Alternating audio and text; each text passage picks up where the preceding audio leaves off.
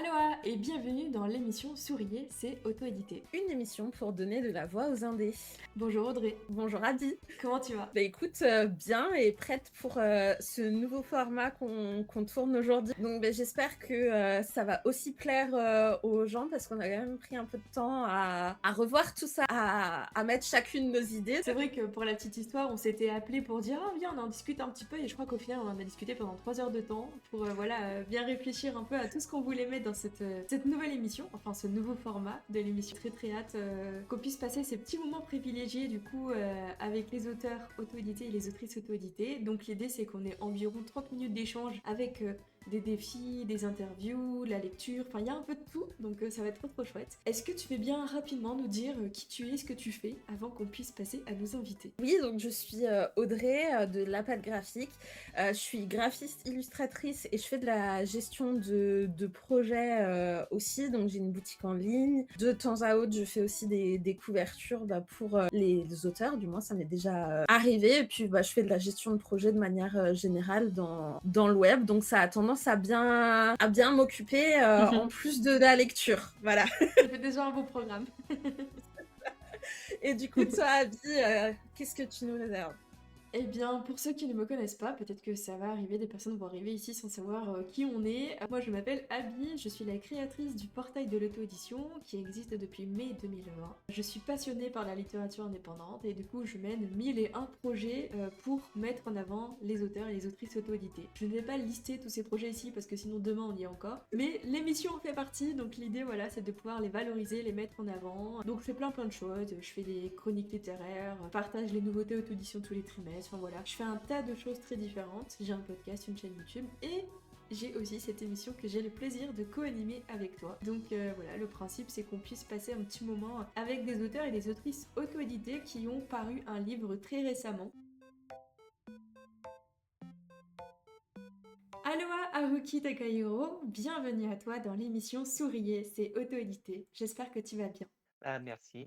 Je vais très bien et très heureux de pouvoir participer parce que je crois que c'est la première fois que je participe, à cette émission On a que des et premières fois j'en ai en aujourd'hui. voilà, donc j'en avais entendu parler, via des autrices que je connaissais et aussi comme je suis, portail auto-édition également, je regarde aussi un petit peu ce qui se passe également. Eh ben, merci déjà, ça fait plaisir. Et puis je suis ravie avec Audrey, nous sommes ravis de t'accueillir ici dans le nouveau format en plus. Donc tu expérimentes aussi un petit peu tout ce qui va se passer aujourd'hui. Tout va bien se passer, on n'est pas là pour te manger tout cru. Avant de commencer et de rentrer dans le vif du sujet de l'émission, Audrey, ne fais pas peur si tu veux, s'il te plaît, à l'invité, je te vois. Ce qu'on va faire, c'est que, si tu veux bien, Haruki, de te présenter un petit peu, nous dire, qui tu es, ce que tu écris, depuis combien de temps, enfin voilà, nous dire ce que tu veux par rapport à toi en tant qu'écrivain, s'il te plaît.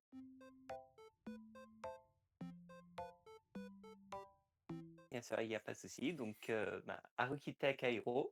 Alors pour, le fun fact concernant le pseudo, c'est parce que j'aime beaucoup les mangas. Déjà, j'aime beaucoup le Japon, c'est vraiment quelque chose que j'adore et quand j'ai écrit sur Wattpad, donc je dis ça, c'est en 2016, j'ai décidé, de prendre mon pseudo qui servait déjà pour un autre projet artistique que je faisais, il y a des années de ça et quand j'ai commencé à me mettre en auto-édition en 2020, j'ai décidé de le garder parce que les gens, en fait, me reconnaissent avec ce pseudo. Donc je l'ai gardé tout simplement et j'écris principalement, enfin, en tout cas en auto-édition, j'ai écrit une saga fantasy qui se nomme Le Roi des Glaces, donc qui sera en 4 tomes, mais je vous en dirai un peu plus, sur le sujet tout Oui, à l'heure bien sûr, bientôt la fin alors et si vu qu'on est sur également, le tome 3 là.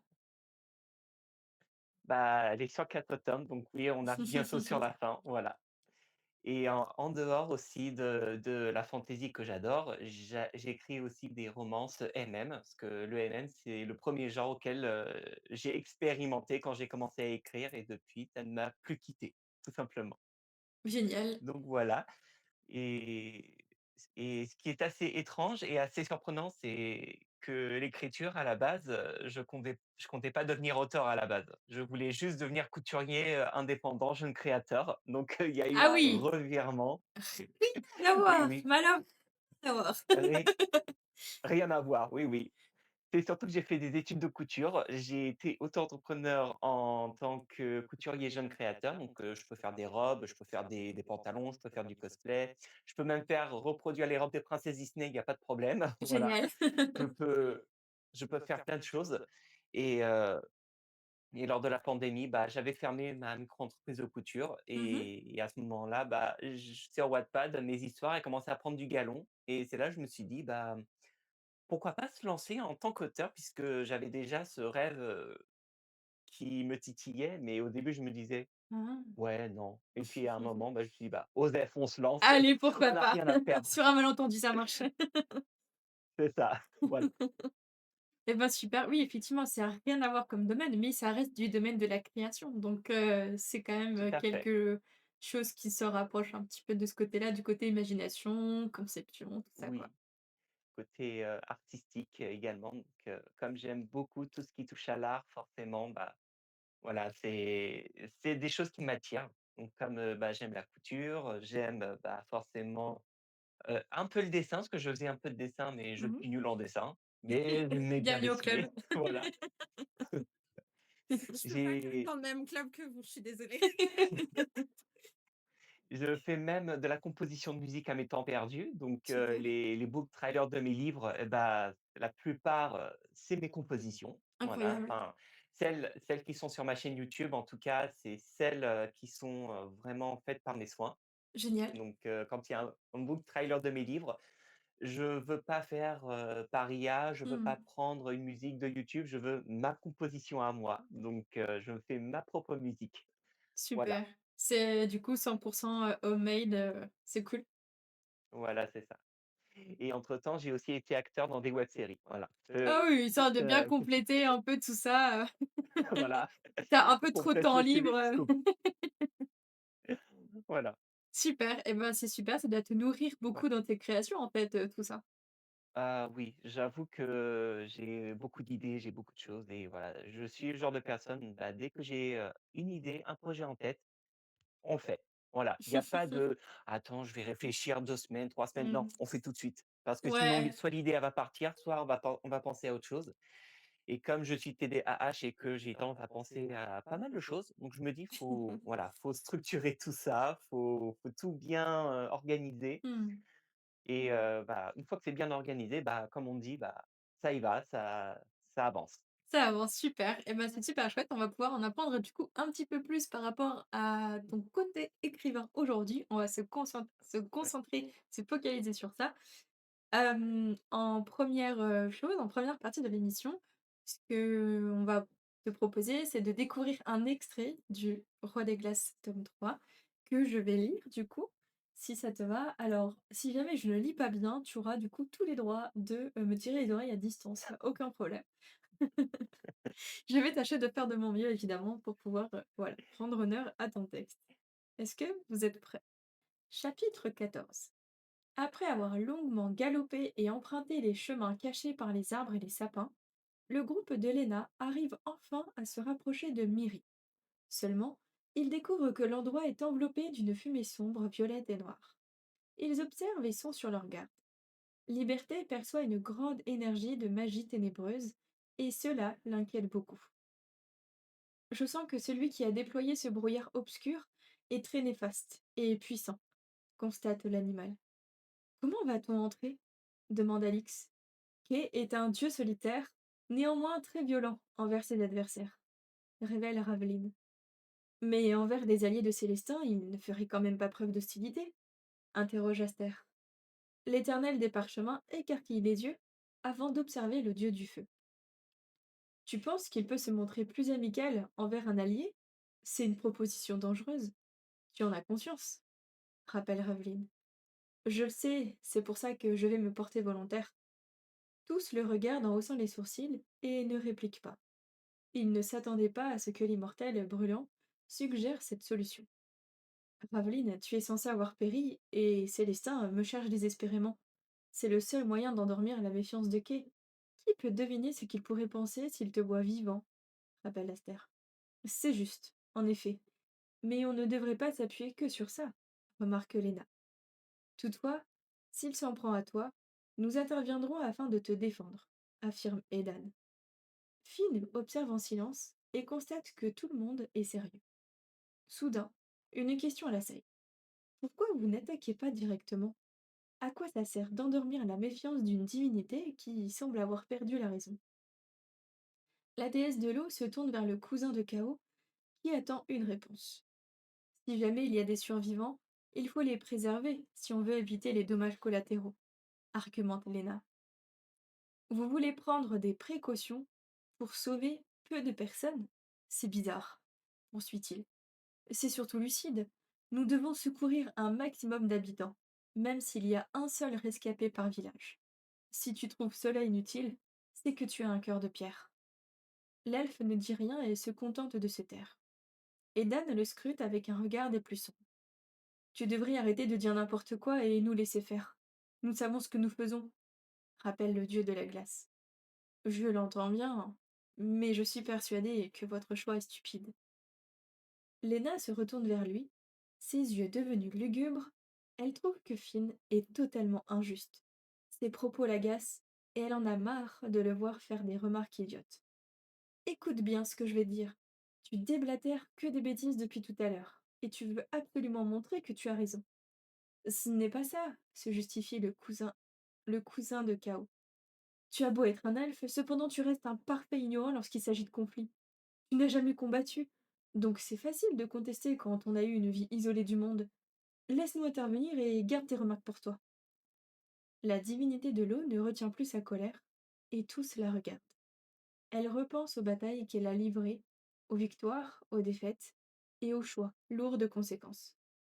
Ses poings se serrent et ses sourcils se froncent. Tu n'as jamais dû gérer de conflit, et ça se voit rien qu'en écoutant tes propos. Tu te permets d'étaler ton avis comme si c'était une vérité générale. Arrête de croire que tu es un supérieur aux humains car tu ne l'es pas. Tu n'es qu'un imbécile qui a été protégé du danger et qui ne connaît rien à ce qui l'entoure. Finn est chamboulé par les paroles dures de Lena, qui ne mâche pas ses mots à son encontre. Edan et Kao restent silencieux et observent l'être de la nature qui ne réplique pas. Ce dernier ressent la colère de la déesse de l'eau comme s'il recevait une énorme gifle. Tu n'es qu'un gamin prétentieux qui se croit au-dessus sous prétexte que tu es un elfe. Mais tu as tout à apprendre de ce monde. Tu n'es plus à l'intérieur de ton village, loin des problèmes. Retiens bien cela. Tu ignores combien de personnes meurent au cœur de ces conflits et ces batailles, s'emporte-t-elle. Elle se retourne et se concentre sur Aster et Raveline, qui n'osent rien dire. La déité de l'eau soupire et reprend la parole pour se focaliser sur le plan. Qui aurait cru que quelqu'un d'autre que Chrysen me ferait sortir de mes... Enfin, revenons-en à l'essentiel. Aster, tu partiras seule devant l'entrée de Miri. Tu essayeras d'endormir sa méfiance. Et si ça dégénère, on interviendra, récapitule Lena. Est-ce que je m'en suis bien sortie? Très, très bien, c'était parfait. Eh ben super, merci beaucoup.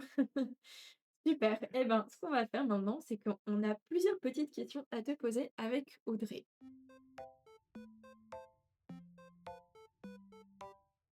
La toute première question que j'ai pour toi, c'est pourquoi avoir choisi cet extrait-là en particulier? Parce que je trouve que c'est un extrait qui quelque part amène un petit peu l'attention dans le tome 3 parce que le tome 1, c'est les origines, donc forcément on découvre un petit peu les origines du monde, la découverte aussi parce que c'est un premier tome. Le tome 2, c'est l'éveil de la magie, donc c'est le début de l'aventure, donc on commence un petit peu à rentrer dedans, dans cette fameuse quête. Et le tome 3, bah, c'est une escalade, c'est l'ambition par destruction, donc ça s'assombrit, il y a pas mal d'enjeux. Mmh. Il y a beaucoup de combats, il y a beaucoup d'actions et forcément, il y a des choix, il y a des stratégies qui se font. Et cette scène-là, bah, en fait, elle contraste assez pas mal de choses parce que justement, il y a pas mal des personnages qu'on revoit tout au long de l'histoire qui sont là. On voit que même si c'est des protas ou des, antagonistes, bah, il y a toujours des petites frictions. C'est bien de rappeler tout ça. J'ai trouvé qu'elle était très réaliste et surtout je me suis dit, pour un petit extrait, pour une série par exemple, je me serais dit: «Pourquoi pas?» Ça fait du dialogue et ça permet de mettre un peu plus en avant la personnalité déjà de certaines personnes que j'ai créées, que j'affectionne particulièrement donc cette scène-là était vraiment sympa. J'aurais pu en choisir d'autres, mais ça aurait été des spoilers et ça aurait été un peu dommage de gâcher la surprise. Donc Tout à là, fait. j'ai vraiment pris, un qui spoilait pas trop, voire presque pas Mmh. et voilà, comme ça, je garde le plus gros pour le reste, de l'histoire. Tout à fait, ça marche. Je j'approuve Voilà, ce choix pour qu'on garde tout le suspense et tout le mystère. On va voilà. développer quand même quelques petites choses parce que forcément, c'est un peu délicat de faire une interview sur un tome 3, sachant que forcément, bah, on n'a pas, lu, ni le un ni le 2. Donc Mmh. va falloir nous aiguiller, on va dire. Bien Parce que sûr. dans l'extrait, donc il y a, la fumée qui enveloppe Miri, qui est décrite comme sombre, violette et noire. Violette, très belle couleur, hein, d'ailleurs, au Ouais. passage. Elle dit ça parce que c'est ta couleur préférée. Cette couleur, est-ce qu'elle a une signification soit dans le système de magie, vu que là, forcément, l'extrait ne nous le montre pas, ou est-ce que ça signifie plutôt la présence, ou l'influence de la divinité qu'est? Alors, c'est vrai que là, dans ce tome 3, la couleur violette, elle a une, on va dire, une signification particulière parce que j'ai les 3 tomes, je vais montrer vite fait. Oui, bien sûr. Le tome 1, voilà, le tome 1 qui est vraiment bleu, voilà, un Mmh. petit peu, bleu clair. Le tome 2 qui est à peu près dans un même ton, mais c'est Ah un peu oui, bleu foncé, ça avec une s'assombrit un peu nuance plus, et ouais. Mmh. forcé voilà, c'est déjà j'ai trouvé que le violet était celui qui sûrement s'en rapprocherait le plus niveau ténèbres, enfin voilà, ça me fait penser aux ténèbres, ça me fait penser, à quelque chose d'assez dark, assez Mmh. sombre. Tout à Mais en fait. même temps, quand on voit le lexique, de magie dans mes livres, Mmh. la magie violette représente vraiment une magie sombre, vraiment, puissante, néfaste, vraiment presque on pourrait la comparer à la magie du poison ou voire Mmh. même ce qui pourrait s'en rapprocher, voire même à la possession, de personnes ou de divinités. C'est vraiment dans ce domaine-là que je l'ai ramené. Donc, D'accord, donc l'idée un de petit détail, mais qui a violet, toute son importance finalement. voilà. Et c'était la première couleur qui m'est venue à l'idée quand j'ai commencé à écrire le tome 3 après avoir réédité les 2 tomes. Quand j'ai commencé à écrire, j'ai vu que le violet revenait souvent, je me suis dit: «OK, ce sera le violet». Voilà, c'est Partons là-dessus. Très bon voilà. choix, hein. Objectivement, j'ai regardé les trucs, j'ai fait: «Ah, couverture violette, ça m'a déjà attirée». Et est-ce qu'on peut petite question comme ça un peu hors contexte de l'extrait, mais est-ce que tu as déjà une idée de la couleur pour le tome 4 du coup ou pas encore? Ouais, j'ai peut-être une petite idée On déjà. peut savoir ou pas Peut-être un encore? mélange en ouais, un petit côté entre rouge, orange, blanc, à peu près. OK, Donc, d'accord. je pense que ça émet déjà des hypothèses, Mmh. sur ce ton de couleur. Et bah, Donc, super, ça nous donne, voilà. une petite idée. Super, merci. Impeccable. Par rapport à l'extrait en question, donc qui est un extrait du chapitre 14, est-ce que tu peux nous le contextualiser un tout petit peu? Parce il se passe beaucoup de choses dans cet extrait, il y a beaucoup de personnages, il y a beaucoup de choses dont on parle. Est-ce que tu peux nous expliquer un peu ce qui se passe peut-être un petit peu avant et pourquoi pas un petit peu après? Ouais. Histoire qu'on sache à peu près où est-ce qu'on se situe dans le roman. Alors le chapitre 14 se situe à peu près vers, allez, on va dire vraiment le premier er quart, du tome 3 parce que ce tome 3 il y a quand même, je crois 51 chapitres. Donc voilà Ah oui, pour, un beau bébé. résumer déjà, c'est un beau bébé avec, beaucoup de pages, voilà. Beaucoup de pages pour, être, immergé dedans. Donc, Mmh. c'est déjà ouais, déjà ça de base. Sur cet extrait en question, on est vraiment au début on va dire au début de la quête, si on peut dire ça comme ça, parce Mmh mh. que c'est une quête, parmi tant d'autres, mais il y en aura pas mal justement qui justement vont avoir leur importance et celle-ci justement, c'est vraiment le début où justement, bah, le groupe qui a été récemment constitué parce qu'ils ont de nouveaux alliés, donc ça prend aussi également en compte déjà pas mal de choses. Mmh. Et en fait, dans cette quête, ils vont devoir justement, reprendre le village parce que justement, ils voient que le village, il y a plus personne n'a de nouvelles. On sait qu'il y a une divinité qui est là-bas, mais on ne sait pas trop ce qui se passe. On sait qu'il a peut-être plus ou moins perdu la raison, mais voilà, on ne sait pas trop. C'est vraiment ils arrivent un petit peu vers l'inconnu sans vraiment Mmh. savoir où est-ce qu'ils vont se diriger et forcément on affine qui, voilà, qui pense avoir raison alors qu'il n'a jamais rien vu, comme l'a dit Léna, qu'il n'a jamais rien vu en dehors de son village et que, bah, il se permet de faire la morale alors que bon, il est plutôt mal placé pour faire ça. Voilà Clairement. et voilà. Donc forcément, Léna qui est quand même quelqu'un de réfléchi et calme, bah, là, bah, elle explose tout simplement parce qu'elle dit: «C'est bon, il va pas non plus, dire ce qu'on doit faire, vu que déjà il fait la morale, mais en plus il sait pas de quoi il parle et en plus il a vécu dans son petit village, bon, c'était un peu trop et la référence à Christiane, c'est qu'elle parlait de son fils. Voilà, pour la D'accord, quand elle dit OK. qu'elle voilà, que son fils lui en a fait voir des vertes et des pas Mmh. mûres aussi. Voilà Voilà, donc et là, c'est il lui pompe l'air un peu comme son fils lui pompe l'air aussi, quoi. c'est ça. En quelque sorte, c'était une image, je me suis dit: «Bah, pourquoi Mmh. pas, ça peut être pas mal», Bien et au sûr, moins ça évite que les personnages soient, trop lisses tout à également. fait. Tout à fait, c'est important qu'il soit nuancé, en fait et ici, on le voit bien parce que voilà, il y a Oui. une belle dynamique, entre les différents personnages du groupe et est-ce qu'on peut avoir, quelques mots peut-être sur ce qui se passe après l'extrait? Bah, après l'extrait justement, bah, Aster va justement voir Kay, qui va tout simplement l'envoyer balader dans tous les sens du terme, autant verbalement que physiquement, tout Ça va simplement. envoyer du Et steak. puis là, bah, voilà, c'est ça. Et puis, bah, après, bah, c'est un combat qui arrive, un très long combat entre lumière et ténèbres, qui est assez costaud parce que Kay est très puissant. Donc, à 2 ou à 3 ou à 5, ça va être compliqué, donc ils vont devoir, user de stratagèmes pour, réussir à le neutraliser. Ouais, donc là, on est Voilà, juste avant une grosse scène de combat. c'est ça, c'est OK, ça super. et une bonne scène de combat bien bien dynamique, si on peut dire ça comme ça. Et bah, super, c'est chouette. Il y a plus qu'à lire la suite, hein? Oui, voilà. Audrey, est-ce que tu as une autre question peut-être par rapport à l'extrait? Oui, du coup, on a, Léna qui insiste sur le fait de sauver ne serait-ce que, un seul rescapé, même si ça complique quand même beaucoup la mission forcément. Est-ce que ce thème de valeur de vie unique, face à une stratégie plus militaire qui finalement, terrasserait tout, est-ce que c'est un pilier du tome 3 ou est-ce que c'est juste une façon de penser de Léna? Bah, déjà le personnage de Lena est très intéressant parce que j'ai des lectrices qui adorent ce personnage, donc forcément, parce qu'elle a des valeurs. C'est la déesse de l'eau.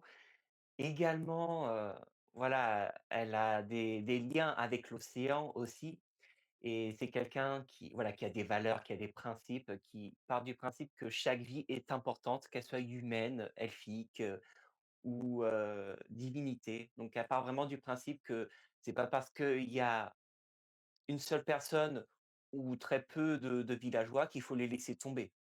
Donc c'est vraiment dans cette, optique-là de valeur de sauver la moindre vie parce que pour elle, c'est inconcevable, en tant que divinité, bah, de laisser mourir des âmes innocentes, comme ça. Pour elle, c'est inconcevable. Voilà, Donc c'est vraiment propre au personnage de Lena, du coup. c'est ça. Super. Et puis Hem, comme aussi elle a de l'expérience, mmh, par rapport au conflit qu'elle a eu, donc ça y fait aussi. oui, forcément, elle a vraiment toute, l'importance de chaque vie, peu importe le type de vie que c'est finalement. Tout à fait. C'est tout à fait ça. J'ai une petite question, dans l'extrait, on voit du coup dans ce groupe qu'il y a différentes espèces de personnages. Il y a des divinités, des elfes, il y a des animaux qui parlent et cetera. Toutes ces espèces qui, du coup, travaillent ensemble, peut-être bon gré mal gré. Est-ce que, le fait qu'ils s'entendent dans un but ici précis qui est de, voilà, sauver un peu la ville de Myrick et cetera, est-ce que cette entente, elle est de fait uniquement due à leur objectif commun? Ou est-ce que, il y a toute une part historique un peu où les peuples, des fois ne s'entendent pas, il y a des préjugés, ce genre de choses? Alors, par rapport au groupe, dans l'extrait, il faut savoir que chacun vient avec son petit bagage, de background, donc chacun a une histoire différente et justement, bah, certains choix qu'ils ont faits les ont amenés justement à se réunir à ce moment-là, sachant que, dans le lot Je vais prendre l'exemple, de Léna Mmh. qui elle, je sans trop spoiler bien sûr, a eu des liens avec l'océan et qui, bah, au moment où elle a pu enfin agir, bah, le monde avait changé donc il a fallu qu'elle s'adapte à nouveau, Mmh. qu'elle retrouve aussi des alliés de confiance et en même temps, en trouvant ces nouveaux alliés, elle va retrouver d'autres personnes qui également sont venues avec, leur petit bagage, personnel. Donc, certains ont été trahis ou d'autres ont eu des quêtes qui les ont amenés à cela. D'autres sont peut-être arrivés là par hasard. Donc vraiment, c'est vraiment chacun vient avec son petit bagage et voilà et en fait, décide justement de s'unir pour essayer, bah, de repousser les ténèbres qui sont en train de les encercler. Donc en fait, il peut y avoir des Ouais. mésententes, historiques entre certaines, races différentes, mais ici, voilà, ils mettent un peu ça de côté pour se dire: «Bon là, c'est quand même, une quête de paix, une quête de bien qui nous attend donc on s'apaise un peu et puis on fonce tous vers le même objectif, quoi». C'est un peu ça, c'est un petit peu ça. Donc c'est vraiment mettre tout de côté et vraiment se réunir pour faire face, à un ennemi commun. C'est dans cette idée de contexte que c'est fait. OK, ça marche. Et ben, c'est intéressant de savoir un peu, voilà, que coup, tu as travaillé un peu tout ce background-là autour des personnages et des différentes espèces et cetera. Il y en a d'autres des types d'espèces, parce que là, on a ça à parler d'un animal, qui parle, du coup, on ne sait pas exactement pourquoi. Il y a des divinités, il y a des elfes. Est-ce qu'il y en a d'autres dont on n'a pas de mention ici dans cet extrait? Je crois qu'il y a d'autres espèces non mentionnées, mais bon celui-là si je le dis je spoil, Alors mais on il y dit en a rien. d'autres. Alors on dit Voilà, rien. voilà. Mais il y en a d'autres. Bon, elles seront pas aussi spectaculaires, Mmh. mais ça rentre dans le bestiaire justement, bah, de la saga. OK, ça marche. Est-ce que tu as Voilà. une autre question, Audrey? Pour ma part, j'ai posé toutes mes questions. Oui, j'en ai, une petite, dernière. D'ailleurs, si tu nous autorises, à divulguer, la l'image que tu as mis dans l'extrait, je demande quand même, vu que ma question Il a y à a pas de voir avec souci. l'image de l'extrait. Donc on Oui. voit sur, l'extrait, qu'il y a, un personnage avec un cristal, brillant. Un joyau, je suppose. Est-ce que, ce joyau a un pouvoir? Est-ce que c'est un personnage, bah, qui est dans cet extrait? Là, pour le coup, de mémoire, je ne pense pas, parce que je n'ai pas parlé de pierre magique, même si ça aurait pu. OK, parce C'est que au cas juste, où. mais après voilà, c'est peut-être une référence au tome 1, pas ce personnage-là en fait on va dire, a des beaux vêtements donc Oui, quand j'ai contacté mon illustrateur, je lui ai dit: «Est-ce que tu peux au moins lui donner au moins des beaux vêtements?» mais que voilà, ça soit dans cette époque un petit peu fantaisie, que ça reste dans le thème et puis voilà, il me l'a dessiné comme ça et je me suis dit: «Ouais, c'est parfait, la cape, l'élégance là, tout est parfait». Donc c'est vraiment on va dire, c'est pour le côté esthétique. OK. Parce que je Donc tiens quand c'est même à le dire, je l'ai vu sur les mmh, 2, parce qu'on a eu le, 1er chapitre et oui, l'extrait, au choix et en fait sur les 2 à chaque fois, la première page, il y a une illustration. oui, Voilà. tout à fait. À chaque chapitre, je mets des illustrations Ah oui, à chaque que chapitre, donc ça en fait pas c'est mal alors. joli. Oui, bah, Ouais 51 et encore chapitres qu'on avait avant. Génial. oui, voilà et encore, il y en a d'autres que j'ai dû, dupliquer à chaque fois parce que je Oui, crois que sur les illustrations, il y en a peut-être 11 à peu près d'accord. et après pour les autres, j'ai vu avec ma graphiste pour mettre une image qui serait plus en accord avec la couverture. Donc ça représente un petit flocon, je crois que je l'ai là. Je l'ai vu, mais voilà, c'est quand j'ai pas de scène forcément en rapport avec ça, bah, je mets, je mets OK, juste cette oui, petite illustration qui rappelle bien, l'univers. Donc je me oui. dis: «C'est pas plus mal». Ça reste dans le thème, les éclairs, le flocon, la page sombre derrière. Je me dis: on est dedans». On est en plein dans l'univers, tout Voilà, est bon. Voilà. Puis, cette idée Génial. d'illustration, elle venait de la base, du fait que ma graphiste, qui m'a fait la couverture, donc ma graphiste, c'est Elidassa, qui est également autrice. Dans les livres, bah, elle propose de mettre des images, de fond également, des images d'illustration. Comme je voyais que je sais que je suis très, sélectif, je sais ce que je veux et tout ça, j'avais peur, que par la suite, je sois encore plus capricieux et je me suis dit: «Bah, au moins pour, la soulager de Mmh. cette épreuve de cette étape-là, que je contacte moi-même un illustrateur que je vais moi-même payer, puis il me fera les illustrations. Comme ça, elle aura juste à mettre les images et puis voilà, elle aura pas trop à se prendre la tête dessus. J'ai vraiment pensé à ça. Donc Super, d'où l'idée du tome 3 qui ont vraiment ses propres illustrations. Donc sur les 2 génial. tomes, c'est ma graphiste qui les a ajoutées et puis pour le tome 3, j'ai décidé de voilà, de rajouter mes propres illustrations qui ont été faites par un illustrateur. Eh ben c'est super, top. C'est bien parce que du Voilà. coup ça enjolive aussi en fait le livre, chapitre par chapitre quoi. Oui, voilà, bah et puis ça permet aussi une immersion dans l'histoire et c'est quelque chose que je cherche vraiment quand j'écris, c'est que les gens puissent, être immergés dedans, qu'ils puissent vraiment se dire: «Je suis dans l'histoire, je suis dans l'univers» et voilà, je tiens à apporter un maximum d'informations pour Mmh. que justement les gens se disent: «Ah, cette illustration, c'est telle scène, je vois très bien ce que c'est». C'est voilà, j'aime bien quand ça tape dans le mille, comme Oui, quand ça. ça fait sens quoi. Super. Voilà, Pour la suite de l'émission, on va te proposer de relever le défi du pitch 30 secondes. Le principe, c'est que tu d'accord, auras 30 secondes pour pitcher ton œuvre, donc ton tome 3 du Roi des Glaces. OK? d'accord, Donc je vais faire, OK, heu, office de chrono. d'accord.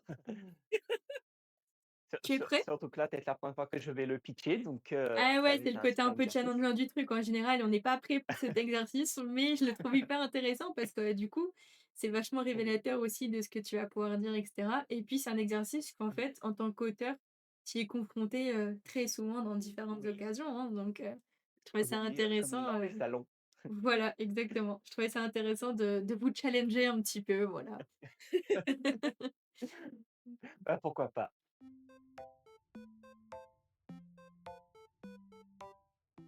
Tu es prêt? Oui, Je fais un décompte de 3 et puis je lance le chronomètre. oui, D'accord? d'accord, 3, ouais. 2, 1. Célestin a envoyé un dôme de foudre sur le pays de Lycie et Edan et Chaos et son groupe doivent tout faire pour l'arrêter et venir à bout de Célestin.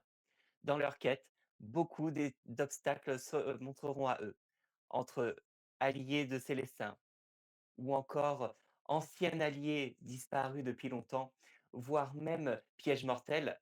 Découvrez la saga du tome 3 sans plus attendre. Franchement, on est à 29 secondes 59. Bravo, Eh ben, incroyable, très belle performance. merci. Super. Merci. Tu as très bien relevé le défi, incroyable. Bah, c'est parfait alors. Bravo, tu es prêt pour affronter tous les salons qui s'offrent à toi. Hem, Bah, surtout que j'en ai un au mois de mai justement, ah donc super, tu fais salon lequel? fantastique, le salon fantastique qui sera au Parc Floral de Paris. Ah bah, c'est chouette. Bon, bah, en espérant que tout se passe bien alors. Super. C'est quand? C'est début Oui, mai? je l'avais déjà c'est du 23 au 25 mai Ah et OK, je l'avais déjà fait en 2023, je me ouais, souviens et ça avait très bien marché. Donc génial. Bon, bah, là, on te je souhaite suis une je aussi suis bonne prêt à édition. retenter. Merci. Génial. Pour la suite de l'émission, avec Audrey, nous allons entrer dans l'interview authentique qui pique. Donc l'idée, c'est qu'on va te poser des petites questions pour, voilà, rentrer un peu plus dans le côté un peu émotion, parce que tu n'es pas seulement un auteur qui écrit, tu es aussi un auteur qui écrit avec ses émotions. Donc c'est ça qui nous intéresse.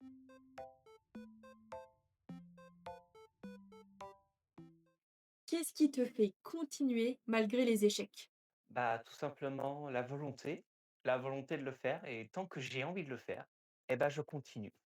Comme on dit, à un moment, tout le chemin n'est pas tracé d'avance. Il peut très bien y avoir un changement. Alors pour moi, arrêter, alors que, je ne fais que commencer, c'est lâcher les bras trop vite, tout simplement. Super, déterminé à fond. Parfait. C'est ça. Est-ce que tu as une question, Audrey? Je te vois Ah trépigner. oui.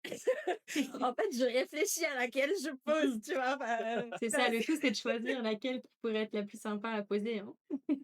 c'est ça, et du coup, aujourd'hui, pourquoi, continuer à écrire? Parce que ça me fait plaisir et parce que je vois qu'il y a des gens qui aiment la saga et parce que j'ai des projets pour, l'écriture.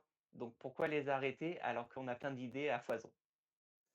C'est vrai, tu as réponse à tout, du tac au tac, quoi, aucune hésitation. Aucune hésitation. C'est clair. Le mois de 2020 n'aurait pas dit la même chose, C'est vrai? Eh clairement. ben, tu sais Ah quoi? Ça bah, tombe très bien que tu dis ça parce que justement, si ton toi du passé pouvait te voir aujourd'hui, de quoi serait-il fier? Qu'est-ce qu'il te dirait? Quel serait le votre sujet de discussion par rapport à tout ça, aujourd'hui, à l'écriture, à l'auto-édition et cetera? Je crois que le mois d'avant, il m'aurait dit: «Comment tu as fait?» Moi, j'aurais pas osé parce que je suis pas dans la littérature. J'ai commencé avec des études de couture. J'ai fait des études de vente pour survivre. J'ai fait, mon truc de couture et ça n'a pas marché. Comment tu as fait, toi, pour aller dedans? Je pense que le mois d'avant aurait dit ça et je pense qu'il serait fier de voir, de voir que je suis plus affirmé dans mes choix d'auteur, que même si des fois je me fais déglinguer, sur Booknode par exemple ou sur Babelio et je prends, enfin j'analyse, je vois, j'essaie de comprendre ce que la personne n'a pas aimé et je me dis: «C'est OK». Sauf si quelqu'un me dit: «Oui, c'est un torchon», je dirais: on va pas pousser non plus, hein, faut pas déconner». C'est clair. Mais Il y a voilà, argumentation et argumentation, quoi. c'est ça.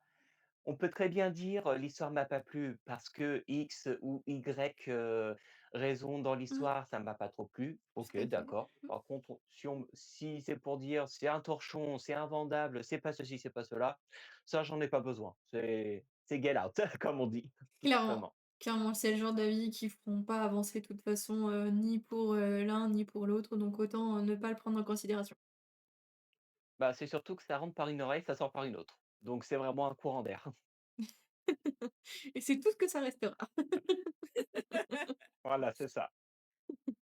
est-ce que tu as un message que tu aimerais, transmettre, avec ta saga? Bah, avec ma saga, j'ai envie de dire que déjà, j'ai commencé en 2020, mais avant de faire la saga, j'avais fait une histoire, une romancée même, que j'ai commencé avec tout ce qu'il fallait pas faire et s'il y a des personnes qui veulent, commencer à être auteur ou autrice indépendante, je dirais aux gens: «Ne faites pas comme moi au début», tout simplement. C'est-à-dire ne publiez pas votre livre sans avoir fait un processus éditorial. Mmh. Ne publiez pas sans avoir consulté au moins un bêta-lecteur ou un correcteur, c'est la base. C'est un truc que j'ai appris avec les années et que maintenant, même si on n'a pas les moyens, il y a toujours, moyen de, comment dire? De s'entendre avec le correcteur ou la correctrice pour payer en plusieurs fois parce que c'est souvent l'aspect financier qui bloque. Bien sûr. Et je dirais, aussi pour les personnes qui ont recours à l'IA, par exemple. Mmh.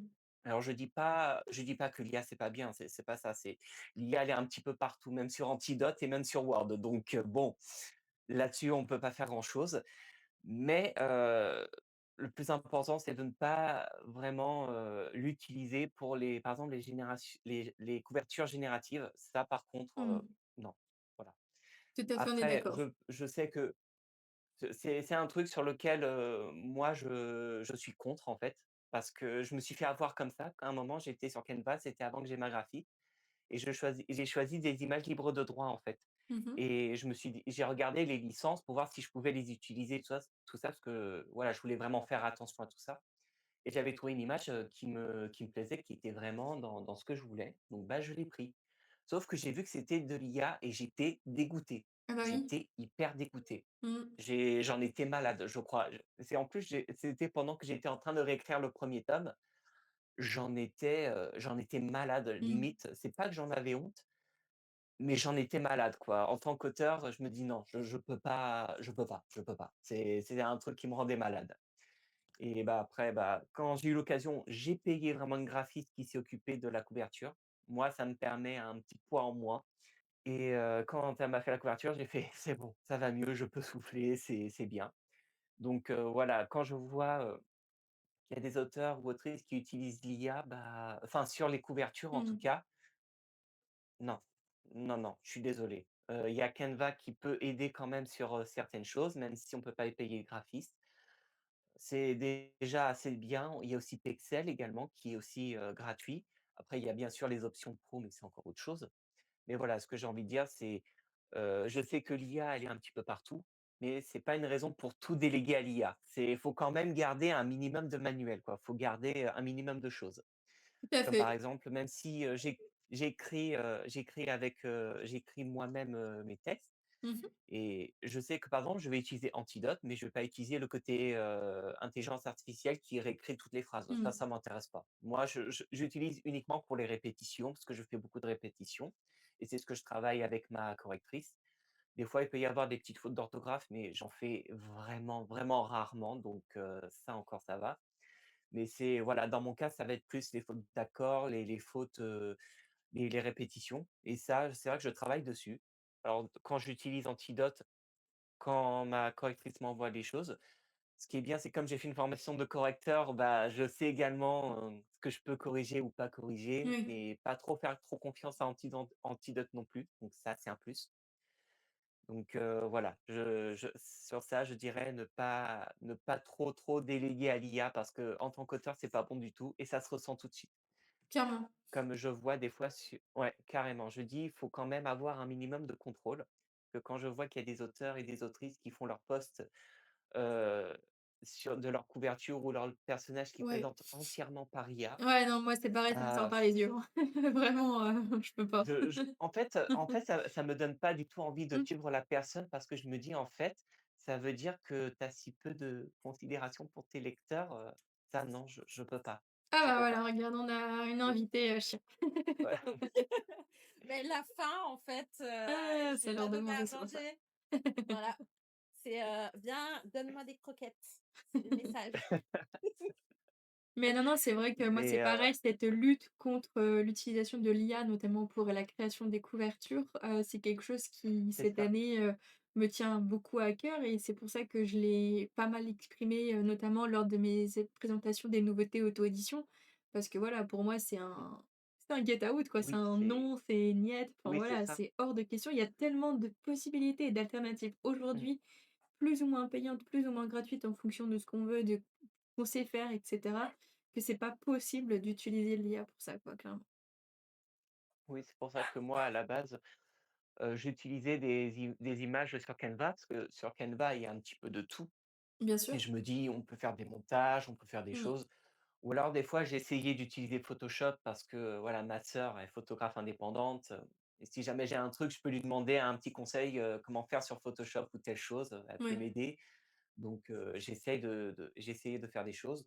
Bah, maintenant, bon, je délègue un petit peu, je délègue à ma graphiste parce que je me dis: «Au moins ça voilà, ça fait travailler les indépendants» et je délègue aussi à mon illustrateur parce que pareil, ça fait travailler les artistes. Donc voilà, Très bon je choix. me dis: «Si ça peut faire marcher la machine et ben je fais».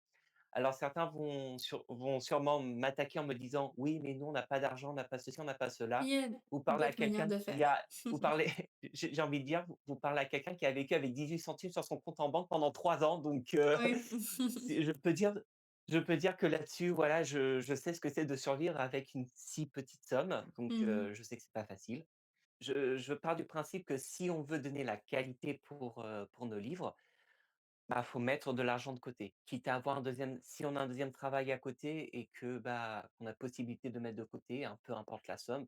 Moi, c'est ce que je dis souvent, aux lecteurs, aux lectrices auxquels je parle.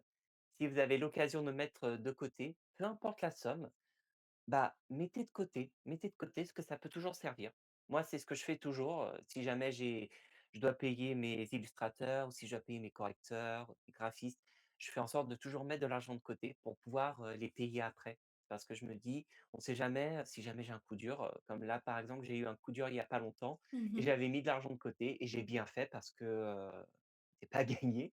C'est pas Là, sérieux. ça va le voilà, là, je me suis servi dans mes économies pour payer, l'illustrateur, pour payer, la bêta lectrice et correctrice, pour payer la graphiste, voilà et donc j'avais vraiment tout mis de côté exprès pour ça.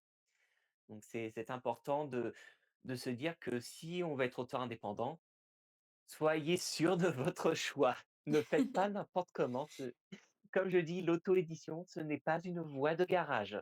Tout à Ça, fait. c'est un truc que je répète depuis quelque temps. Depuis quelque temps, je Oui, commence à le oui, dire: «L'auto-édition n'est pas une voie de garage», non, non, mais c'est vrai, c'est que c'est un tout discours que je simplement. tiens depuis que j'en suis passionnée, donc depuis 2017, quoi, clairement, clairement. Et s'il est faux, on continuera de le répéter encore et encore et encore, et cette émission sert à ça. Voilà, Donc clairement, c'est chouette. tout à fait. Super. Après, je sais que l'IA peut aider dans certains métiers, mais dans la Mmh. créativité, vaut mieux qu'on ait le contrôle, c'est tout. C'est ça, C'est juste ça. gardons toute cette créativité humaine, parce que c'est la C'est juste ça. la plus belle et la plus Parce que authentique finalement. c'est ça et je pense que, bah, nous, on a tellement à offrir aussi au niveau créativité que ce serait dommage de la brimer, avec une technologie. Tout à fait, tout à fait. Donc Je voilà. n'aurais pas mieux dit. Est-ce que Audrey, tu veux poser une dernière question dans cette partie de l'interview authentique avant que l'on passe tranquillement et doucement vers la fin de l'émission ou pas? Heu, bah, écoute, sinon on va poser la question qui tue. Mmh? Moi ça Ouh là! ça me va bien. Si tu devais donner une raison de sourire à un auteur, indépendant qui doute de lui aujourd'hui, ce serait lequel?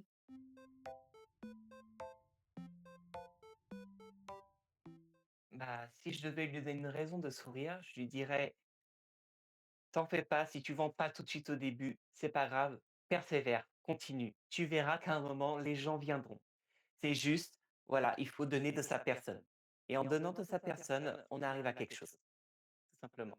À notre rythme, à notre convenance, parce que je sais qu'il y en a qui sont pas adeptes des réseaux. Moi, j'avoue, je suis pas super réseau, mais je le fais quand même pour ma saga parce que c'est important. Donc voilà, j'ai essayé de faire, à mon échelle et c'est très important et surtout, faut garder le sourire parce que un livre qui est en vente, Heu, jusqu'à, X années, il restera en vente et s'il se vend pas la première année, peut-être qu'il se vendra dans 5 ans, dans 10 ans, dans 15 ans, qui sait? On ne sait pas.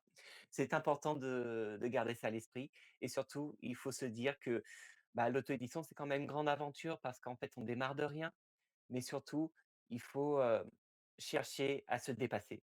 Et quand on voit qu'on est capable d'écrire un livre, qu'on est capable de le publier après, processus éditorial et tout ça, c'est là qu'il faut sourire et être fier et se dire: «J'ai écrit un livre, j'ai fait un livre et il va être disponible en vente». Ça, c'est très important. Très beau discours, je ne peux que qu'approuver à 1000. Eh ben c'est super. Écoute, Haruki, on se dirige doucement vers la fin de l'émission. Je te remercie en mon nom, mais aussi au nom d'Audrey, je suis persuadée. Merci beaucoup pour ton temps et pour, cet échange qui était très intéressant tout au long de l'émission. Voilà, j'espère également que tu as passé un bon moment avec nous. Bah, c'était parfait, c'était génial.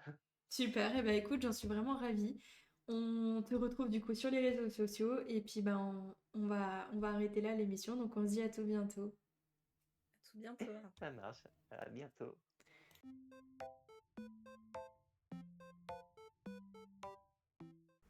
Chapitre 1.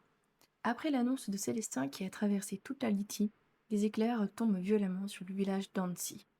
Les humains ne cachent pas leur peur face à la situation et redoutent grandement la colère de Célestin, qu'ils craignent par-dessus tout. Leurs corps frémissent d'effroi rien qu'en pensant à la fureur implacable de l'intimidant Dieu. Certains ont le regard inondé de désespoir, des larmes coulant le long de leur visage. D'autres commencent à prier, de façon frénétique, les mains tremblantes, souhaitant apaiser le courroux de Célestin, dans le but qu'il fasse preuve de pitié en les épargnant. Certains d'entre eux voient la terrifiante menace du Dieu suprême comme un châtiment prêt à s'abattre à n'importe quel moment. Lorsque la foudre se manifeste, ils se réfugient chez eux de façon à se protéger. Liberté tente de retenir ce torrent grâce à ses pouvoirs. Ses yeux se teintent de violet, sa corne brille et se cristallise avant d'être entouré d'une aura blanc et mauve. Il galope jusqu'à la place du village, paré à contenir le sort de l'écrasant immortel. Je vais m'occuper du tonnerre, mettez-vous tous à l'abri, avertit-il. Tous se conforment aux directives de l'animal et se réfugient dans les foyers. Belovésus est le seul qui n'obéit pas à l'ordre et décide de rejoindre la licorne. Il s'inquiète de voir son ami prendre des risques. Tu es sûr de pouvoir les contenir longtemps demande le messager. Les pouvoirs divins ne peuvent pas me tuer. Je peux tenir jusqu'à ce que ça se calme. Ta bénédiction céleste est surprenante. Elle résiste à toute épreuve. Il repense à l'époque de la grande guerre des titans contre les dieux. Tous les deux se rappellent les batailles qu'ils ont livrées et ressentent beaucoup de tristesse. Encore une fois, ils se retrouvent au milieu d'un conflit qui menace l'équilibre du monde. Alors que le tonnerre s'approche dangereusement d'Annecy, la licorne prend les devants et expose sa stratégie. Pendant que je retiens la foudre, réunissez-vous et préparez-vous à agir, ordonne Liberté. Ça ne devrait pas durer longtemps. L'éclair est attiré par la corne de l'animal, qui commence à briller plus intensément. Quand le feu du ciel la touche, l'impact mystique est grandement réduit. L'ami de Chaos absorbe le sortilège grâce à sa forte résistance magique. Au sein des foyers, les villageois sont totalement terrifiés par les grondements du tonnerre et l'éventualité que ça puisse s'abattre sur leurs habitations. Ceux qui ont entamé leur prière entraînent plusieurs personnes avec eux afin d'obtenir la clémence de Célestin. Les insurgés tentent de créer des barrières protectrices grâce à leurs armes divines. Léna et Kirek veillent à ce que plus personne ne soit dehors. J'espère que la licorne sera capable d'arrêter cet éclair, observe le chef des rebelles. Je ne m'en fais pas en ce qui le concerne. Il est plus puissant que n'importe quel immortel qui oserait le défier, affirme la déesse. Une fois que Liberté neutralise l'attaque, tous ressortent avec prudence. Bélovésus lève sa main gauche vers le ciel. Celle-ci blanchit et est entourée d'une aura immaculée. Puis, une boule scintillante jaillit de sa paume avant d'être propulsée dans les airs. Une fois assez haute, elle explose en plusieurs morceaux de lumière. Petit à petit, les fragments brillent encore plus et forment une protection magique. Seulement, plusieurs éclairs attaquent la barrière enchantée en même temps et la détruisent en quelques secondes, ce qui ne plaît pas aux passagers qui froncent les sourcils. Bon sang, ça ne marche pas du tout. Célestin se moque vraiment de nous. Maudit soit-il, s'agace l'ancien serviteur des dieux. Tamara et Glow les rejoignent promptement. Leurs battements d'ailes se font très rapides, voire frénétiques, de manière à arriver au plus vite auprès de Bélovésus. Elles sont déterminées à lui prêter main forte au vu de la situation désespérée dans laquelle il se trouve. Ce dernier les fixe avec des yeux sombres, peu ravi de les apercevoir à ce moment critique. « Les fées, qu'est-ce que vous faites ici ?» interroge-t-il. « C'est dangereux, allez vous cacher. »« Vésus, laisse-nous t'apporter notre soutien, » annonce Tamara. « La foudre est notre élément, et on peut t'aider à dresser une barrière protectrice à base de lumière blanche et d'éclairs immaculés, poursuit Glow. « Mon ami, nous devons faire vite, » rappelle Liberté. Avant qu'il ne puisse leur répondre, le feu du ciel se manifeste de nouveau et s'abat violemment sur Liberté. Sa corne continue à absorber la magie fulgurante, néanmoins le messager sait que la licorne ne tiendra pas indéfiniment comme ça. Il soupire face aux possibilités qui s'offrent à lui. Cela l'agace. Bélovésus est conscient qu'il doit demander le soutien de ses deux acolytes ailés. « Très bien, vous avez gagné. Face aux situations désespérées, choix désespéré, cède-t-il. Pas de bêtises, c'est vraiment sérieux. De nombreuses vies sont entre vos mains, ne vous ratez pas. Comme si on était capable de faire partir la foudre dans tous les sens, s'offusque Tamara. Le regard du messager se durcit à cette mention, faisant comprendre que c'est à ça qu'il fait référence chaque fois qu'il craint une catastrophe concernant les faits. Fais-nous confiance pour une fois. On a accidentellement fait exploser un village ou deux par le passé, mais c'était involontaire, insiste Tamara. Bon, très bien. Commençons à dresser une barrière protectrice qui sera imprégnée d'une magie blanche et d'un enchantement de la foudre. Appliquez-vous toutes les deux, ordonne Bélovésus. Je vais retenir le tonnerre le plus longtemps possible pendant que vous créez votre sortilège, affirme l'animal divin. Alors que Liberté se contente d'absorber le feu du ciel et qui continue de s'abattre avec violence vers sa corne, Bélovésus et les fées ferment les yeux et forment un cercle, puis se concentrent sur leurs énergies surnaturelles. Leurs mains sont imprégnées d'une aura blanc et violette. Leur capacité mystique se manifeste à travers leur corps. Ensuite, une petite sphère lumineuse aux éclairs pâles apparaît au milieu de leur rond et grandit avant de s'envoler par les airs et de devenir immense. La boule enchantée explose en un millier de fragments qui partent dans toutes les directions. Le tonnerre est directement orienté vers les bribes lévitant près des nuages, ce qui alimente le sortilège du messager et des fées. Un sourire discret se dessine sur le visage de l'ami de Liberté. « Ça marche !» constate l'animal. Les morceaux grandissent et forment progressivement une barrière magique blanche imprégnée de foudre immaculée qui renvoie le feu du ciel provoqué par le Dieu suprême. Lorsqu'il voit que la détonation est repoussée par les efforts de l'ancien serviteur des immortels et de ses deux acolytes, la licorne souffle de soulagement et comprend que la protection pourra rejeter les attaques fulgurantes de Célestin. Tamara et Glow observent attentivement au-dessus d'elle pour constater comment le dôme mystique se forme et écarte l'éclair créé par Célestin. Hansi est désormais préservé grâce à mon sort de défense. Célestin peut toujours essayer de le briser par tous les moyens, c'est impossible. Je suis le seul avec les fées à être capable de le retirer, révèle Belovésus. Je vois que tes pouvoirs sont redoutables, même après un si long sommeil, relève la licorne. Allons, n'exagère pas, je ne suis pas aussi fort qu'un dieu. Heureusement qu'elles m'ont donné un coup de main. Mais tu es le plus puissant de tous les messagers divins que j'ai connus jusqu'à maintenant, et les fées ne sont pas en reste non plus, argumente l'animal. Si tu le dis. Liberté a raison. Vésus, on est forts ensemble, affirme Tamara. Bélovésus lève la tête au-dessus de lui et demeure silencieux. Puis souffle face à la réponse de la créature ailée, avant de regarder le ciel se déchaîner par la danse des éclairs. Cette situation refait surgir des souvenirs qu'il souhaiterait oublier. La licorne devine très vite les pensées de son ami. Ils savent que l'histoire se répète, une nouvelle fois, sous leurs yeux. Maintenant que le village est protégé, nous devons nous réunir afin de nous préparer à la prochaine bataille. Célestin ne va pas s'arrêter là. Depuis le sommet d'une des montagnes de Thios, le dieu suprême est debout et immobile, se contentant d'observer le paysage qui s'offre à lui. Ce dernier attend désespérément la venue d'Héra et des autres dieux au sein de la contrée. Célestin désire avoir de nouvelles informations de manière à asseoir sa puissance et exterminer ses adversaires. De là où il peut apercevoir le village de Thios s'affoler.